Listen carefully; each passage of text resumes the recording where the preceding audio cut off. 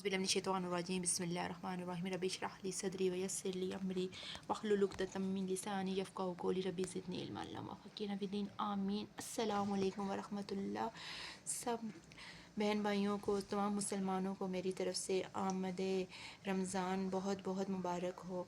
आज मैं इस टॉपिक पे थोड़ी सी बात करना चाहती हूँ कि रमज़ान के आने से पहले हमने उसकी तैयारी कैसे करनी है। जैसे हम कोई भी हमारे घर में फ़ंक्शन होता है, कोई भी ऐसा त्यौहार होता है, तो हम उसको उसकी सेलिब्रेशन के लिए सबसे पहले उसकी तैयारी करना शुरू कर देते हैं और अपने घर को साफ़ करते हैं और सब चीज़ें अपनी नए से कहते हैं कि हर चीज़ जो साफ़ सुथरी होनी चाहिए। इसी तरह से हम रमज़ान की भी सफाई का बहुत ख्याल रखते हैं, पूरे घर की सफाई करते हैं और सब चीज़ों को अपनी जाए नमाज़ें वॉश करते हैं, अपने कुरान पाक के ग़िलाफ़ वॉश करते हैं, पूरे घर की तफ़सील से सफाई करते हैं, किचन साफ़ करते हैं, हर चीज़ को मेंटेन करते हैं।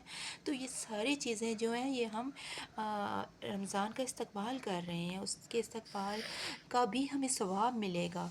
और पहले से जब हम एक मेहमान है हमारे घर आता है तो हम कहते हैं कोई कमी ना रह जाए उस मेहमानदारी में। तो हम रमज़ान भी हमारे लिए एक माँ का मेहमान है और हम उसकी तैयारी पहले से शुरू करेंगे। और इसमें ये नहीं है कि हमने अपने खाने पीने की चीज़ों के ढेर लगा लेने हैं और सिर्फ़ इसी फ़िक्र में घुलते रहना कि हमने क्या खाना है और क्या इफ्तारी में होना है और क्या क्या चीज़ें हमने जमा करनी है और ज़ख़ीरा अंदोज़ी करनी है और फिर उन सब चीज़ों को ज़ाया करना है। तो ये सब नहीं करना, हमने सबसे पहले तैयारी करनी है, हर चीज़ को साफ़ सुथरा करना है कि एक पाकीज़गी का दर्स देने वाला और सब्र का महीना है तो उसकी तैयारी भी उसी जोश से होनी चाहिए। और ये ऐसे रहेगा नहीं जाएगी, ये भी सब आपकी नेकियों में शामिल होगा, इसका भी आपको सवाब मिलेगा। और एक बहुत ज़रूरी बात मैं आपसे शेयर करना चाह रही हूँ कि दोहराए कुरान जो होता है, हम तमाम मुसलमान अल्हम्दुलिल्लाह कुरान पाक पढ़ते हैं, लेकिन कुरान पाक की एक महफ़िल का एहतमाम किया जाता है जिसमें दोहराए कुरान की मैं तो आपको पस मंज़र थोड़ा सा बता दूँ कि नबी पाक सल्लल्लाहु अलैहि वसल्लम से ज़्यादा जिनके सीने पे कुरान पाक उतरा उनसे ज़्यादा कौन होगा कुरान को समझने वाला और पढ़ने वाला।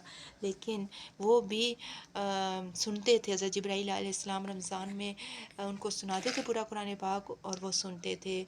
और जब किसी एक ख़ास जगह पे इस महफ़िल का होता है और कोई असातिज़ा आपको सुनाते हैं और बाकी बैठ के सुनते हैं तो वो नबी पाक सल्लल्लाहु अलैहि वसल्लम की सुन्नत भी हो जाती है और उसकी जो बरक़ात हासिल होती हैं और वो जो एक माहौल बन जाता है और वो जो आपकी ज़िंदगियाँ बदलती हैं, ये सिर्फ़ घर में बैठकर पढ़ने से हासिल नहीं होता सब कुछ। महज़ कुरान की तिलावत कर देना और वो भी सवाब में ही होता है और 2-2 3-3 कुरान पाक पढ़ना और कुरान पढ़ के ढेर लगाना, ये नहीं। आप कुरान पाक को तर्जुमे तफ़सील के साथ सुने पूरा महीना। अल्हम्दुलिल्लाह अल्हम्दुलिल्लाह अल-हुदा की तरफ से कुरान पाक जो है उसका एहतमाम किया गया है।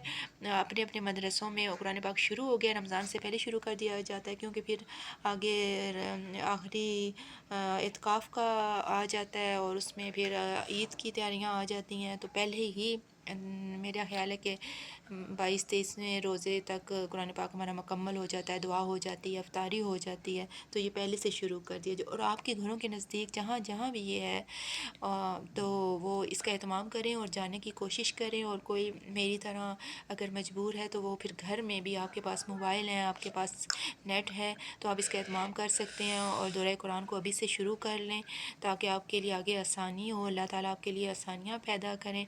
और आप देखें कि नेकियों की सेल लगी हुई है। जब आप एक एक मौसम आता है, सीज़न की सेल पहले लग दी जाती है तो औरतें जो हैं वो भाग भाग के जाती हैं कि हम अगले सीज़न के कपड़े जो हैं और जूते जो हैं पहले ही अपने लिए ले लें ताकि हमें बाद में परेशानी हो। तो यहाँ तो रमज़ान की नेकियों की सेल लगी हुई है, तो आप इस सेल में दौड़ दौड़ के जाएं। जितनी